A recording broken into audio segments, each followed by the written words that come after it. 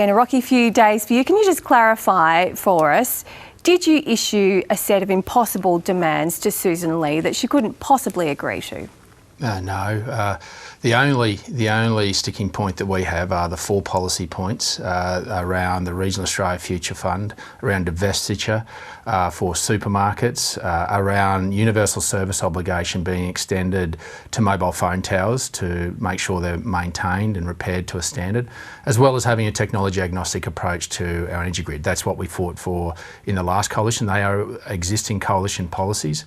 Unfortunately, the convention normally is that all coalition policies stay until they're struck out, and Susan has the right to say she wants to remove herself from that convention and say everything has gone and we'll start from scratch, and I respect that, but we were just asking for those 4 in particular would save and change the lives of regional Australians, and I didn't think that was too much to expect.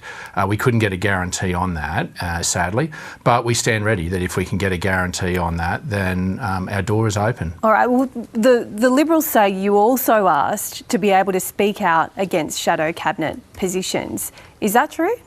No, there was a range of requests as well as shadow cabinet positions that were sent in writing to Susan Lee, and she sent back a response, and her response around cabinet solidarity was satisfactory and reasonable and fair, and one that I accepted. So it wasn't up for debate in our party room because I believed what she sent back was more than reasonable. So the only points of conjecture were policy that were debated and predicated our decision around the coalition. So there were many other points that came back, but those were the 4 that our party room debated because I made a decision that what Susan had sent back was reasonable and fair. Did you ask to be deputy leader? There's a range of things. I'm not going to go into that. I don't think that's something that should be aired in public. These are private negotiations between Susan and myself, and I don't intend to enter into commentary. They're normally held with much confidentiality, that we can work through those in an environment that creates that opportunity for us to have discussions openly between one another. So I don't intend to break that confidence. And so whatever commentary's out there, whatever people are surmising that might be in it, but it's important, isn't it, to know what the details were? I mean, this is a significant moment. Did you want to actually stand alongside Susan Lee as deputy leader? Was that one of the sticking points that she said no to? No, the sticking points are the 4 policy areas that are important to regional Australians. It's about regional Australians feeling safe, that they might be stuck on the side of a road, a young lady parked on the side of the road because her car's broken down underneath a mobile phone tower that doesn't work, can't get help, isolated, and life feeling vulnerable. It's about being able to build some childcare centres so that people in regional Australia can actually have kids and send them to a childcare centre to be able to have a career.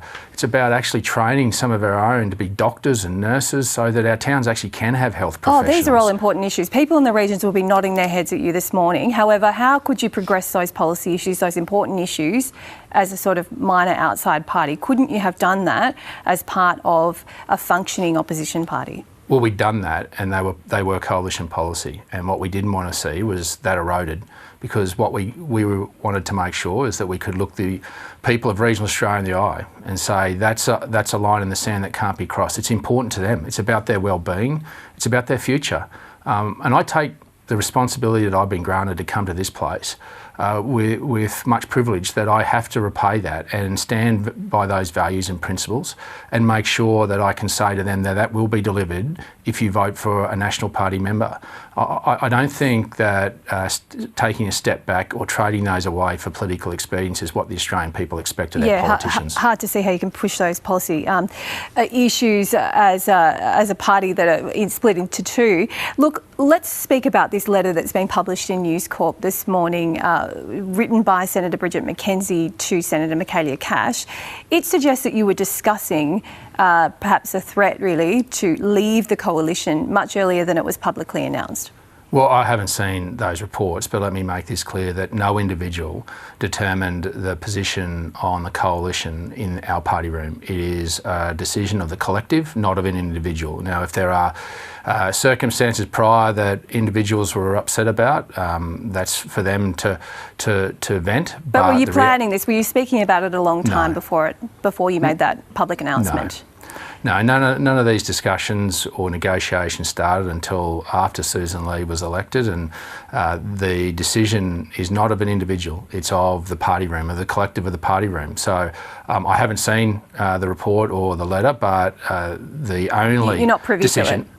Well, I haven't seen it, so I'm sorry you've just brought it up with me now, but the only decision that was made in our party room around removing ourselves from the coalition was predicated on those 4 policy areas.